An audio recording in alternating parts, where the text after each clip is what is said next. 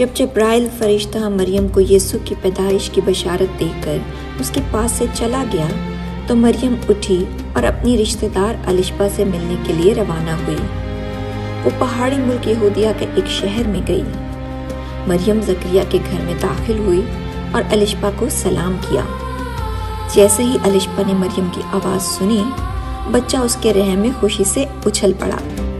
अलिशबा रूह कुदस से भर गई और बुलंद आवाज से कहने लगी, तू औरतों में मुबारक है और तेरे रहम का फल भी मुबारक है। मुझ पर यह फजल कहाँ से हुआ कि मेरे खुदावन की माँ मेरे पास आई, क्योंकि देख, जो ही तेरे सलाम की आवाज़ मेरे कानों तक पहुंची, बच्चा मेरे रहम में खुशी से उछल पड़ा।